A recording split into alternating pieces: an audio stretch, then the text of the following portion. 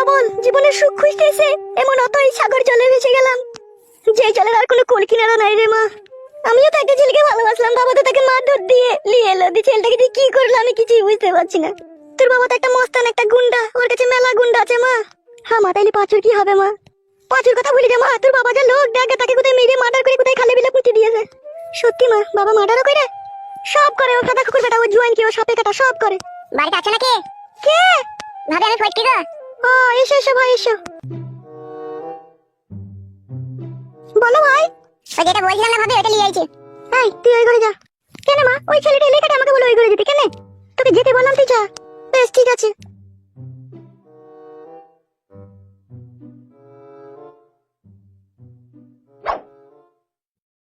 হ্যাঁ ভাই বললো। জানো পাকান বেগম ভাবি, তোমার লেগে সে রাত 3টের সময় উঠেছি। দিয়ে এই তাবিজটা আমি অনেক কষ্ট করে নিয়ে আইছি ভাবি, যাতে তোমার স্বামী আর নারকেল বেগমের সাথে কোনো রিলেশন না রাখতে পারে।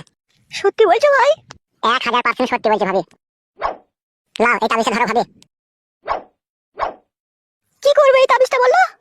পাকান বেগম ভাবি রে, তোর স্বামী আমাকে আবল তাবল মার দিয়েছে, সেই মারের প্রতিশোধ আমি তোর গোটা শরীরে চুমু খেয়ে প্রতিশোধ তুলি বলে ভাবি। কি হলো? তাবিজটা কি করবো বলো? তাবিজটা যেটা করতে হবে, তান্ত্রিক বাবা যেটা বলেছে, কি বলেছে? এই তাবিজটাকে 1 গ্লাস ঠান্ডা জলে ডুবিয়ে 2 মিনিট রাখবে, রাখার পর সেই জলটাকে তুমি খেয়ে নেবে। আমি খেয়ে নেবো? তান্ত্রিক বাবা যেইভাবে বলেছে সেইভাবেই তো করতে হবে, বলো তবে তো ওষুধটা কাজ হবে। তান্ত্রিক বাবা বলেছে যে মেয়েটা খাবে তার স্বামী পরকীয়ায় যদি লিপ্ত থাকে সেখান থেকে অটোমেটিক কাটিং হয়ে তার বইয়ের বুকে আবার ফিরে আসবে, তাই বলেছে। এই মাদুরিটা কত দাম নিয়েছে ভাই? ওটা কোনো দাম নেয়নি ভাবি, ওটা কাজ 100% গ্যারান্টি হবে, আর কাজ হয়ে গেলে তান্ত্রিক বাবাকে একটু ভোগ দিয়ে আসতে হবে। ভোগটা কি নেবে বলিস? ও জানবে, আমি যদি বলি তোমার কোনো চাপ নাই, তুমি এটা খেয়ে নেবে তো জলে ডুবিয়ে, তাহলেই হবে। তাহলে আমার স্বামী নারকেল বেগমের পেছনে ছেড়ে দেবে তো? 100% গ্যারান্টি। আমি আসছি ভাবি, হ্যাঁ, আর এটা মনে করে খেয়ে নেবে, ঠিক আছে? বসবে না ভাবি আমি এখানে তোমার উপকার করতে এসেছি, তাই এই বুকের ভিতরটা দরাম দরাম করছে, মনে হচ্ছে পরাম করে জান বেরিয়ে যাবে, এত ভয় লাগছে। আবার আমি এখানে বসবো কি করে ভাবি? মনে করে যেন তাবিজটাকে 1 গ্লাস জলে ডুবিয়ে খেয়ে নিও, ঠিক আছে? বেশ ঠিক আছে। আমি চললাম। আর ভাবি আর একটা কথা বলতাম, যদি কিছু মনে না করো। ছি ছি ছি, লজ্জা দিচ্ছ ভাই, তোমার কথা কি মনে করবো ভাই, তুমি আমার উপকার করতে এসেছো, বলো কি বলো? বলছি ভাবি, সবসময় বাড়ি এসে তো আর তোমার সাথে কথা বলা সম্ভব নয়, আমার বিশাল ভয় করে, তাই বলছিলাম একটা কথা। বলো ভাই। বলবো না, ভয়ও লাগছে। কি হলো বলো? বলছি কিছু মনে করবে না তো ভাবি, তোমার উপকারের জন্যই বলছি। বললো, আমি কিচ্ছু মনে করবো না ভাই, তুমি বলো। বলছি যদি ফাঁকা পাও আজকে সন্ধ্যেবেলায়, ঠিক আছে, তাহলে তোমার বাড়ির সামনে যে বাগানটা আছে ওইখানে একবার তুমি আসবে, আমি আরো তোমার লিগে খবর নিয়ে আনবো। কেন বাড়ি এসে বলতে তোমার কি অসুবিধা হবে? ভয় লাগে ভাবি, তোমার স্বামী যদি কখনো জানতে পারে আমি তোমার উপকার করছি, ঠিক আছে, তাহলে ও আমাকে মেয়ে 1.5 মনের বস্তায় ভরে নদী জলে ভাসিয়ে দেবে। বেশ ঠিক আছে, শুনো। হ্যাঁ ভাবি বলো। শুনো, তুমি কখন আসবে কি না আসবে তখন তো আমি আর জানতে পারবো না, তুমি বাড়ির সামনে এসে জোরে একবার টুকি বলে চলে যাবে, হ্যাঁ? তাহলে আমি বুঝতে পারবো তুমি এসেছো, ঠিক আছে? আর তুমি ওখানে চলে যাবে, আর আমি 2-5 মিনিট পরে তখন যাবো, হ্যাঁ? বেশ বেশ ভাবি, তাই হবে ভাবি, একটু কি বলবে সে। বেশ ঠিক আছে, এবার যাও।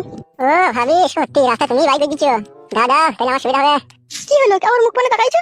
এমনি এমনি তাকালাম ভাবি, যাই আমি। চুকে না চাপা সুকে সাকুনা সাকুনা, আমি আর এখানে থাকু না। এই তাবিজে ডুবানো জল খেয়ে ভাতা, তোকে আমি নারকেল বেগমের পেছু ছাড়াবো ছাড়াবো, তবেই আমার নাম পাকান বেগম। বলেন কি?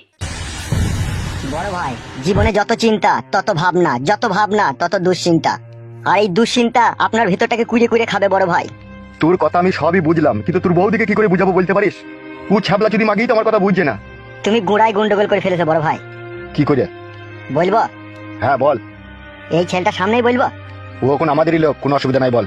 বলছি বড় ভাই, নারকেল বেগমের সাথে যেই তোমার রডের সম্পর্ক, এটা পাঠ্য পেশের মধ্যে নিয়ে এসেই তুমি ভুল করেছো। তুমি ওর সাথে ভাব ভালোবাসা যাই করেছো, ওকে ফাঁকা জায়গায় ডাকবে, কাজ করবে, ছেড়ে দিবে। এই পাঠ্য পেশে নিয়ে এসে এখানে তো মেলা লোকজন আছে, এখান থেকেই মনে হয় কেউ তোমার বউকে খবরটা লিক করে দিয়েছে। আমারও কথা এইরকমই সন্দেহ হচ্ছে। এই কথা যে লাগা ভাঙা করেছে এ আমাদের নিজেদের ভিতরেই কেউ হবে। এমএলএ সাহেব কে কি বলেছে বুঝতে পারোনি? তুই আর কপালে জুতা ঝুলাটা নিয়ে এখনো দাঁড়িয়ে আছিস, ঝুলাটা দিকে থো। থেচে থেচে এ ঠিকই বলছে, মানে ঝোলাটা দিত তো মুড়ি বাল। বাড়া সারা রাত আমার সাথে খিচাবিচি ঝগড়া শুনতে করেছে, জানিস তোর বৌদি? ভিতরে আসতে পারি? আরে নারকেল বেগম যে এসো এসো। হ্যাঁ বলো নারকেল বেগম, হঠাৎ করে চলে এলা, কি ব্যাপার? কি আর বলবো, তুমি তো সবই জানো। কি হয়েছে, কি আবার নতুন করে কোনো গোলমাল হলো লেগে? বড় ভাই কি হইলো বে? কি হলো বেলয়, নারকেল বেগম বৌদিকে লিগে এই পাশের ঘরে গল্প করো, এখন যদি হুট করে কেউ পাঠিয়ে পিছিয়ে ভিতরে ঢুকে পারে না, যেটুকু তোমার মান সম্মান আছে ওইটুকু আর থাকবে না। ঠিকই বলেছিস তো। নারকেল বেগম বলো। এই পাশের ঘরে এসো, কি বলবো ওখানে বলবে, এসো। চলো।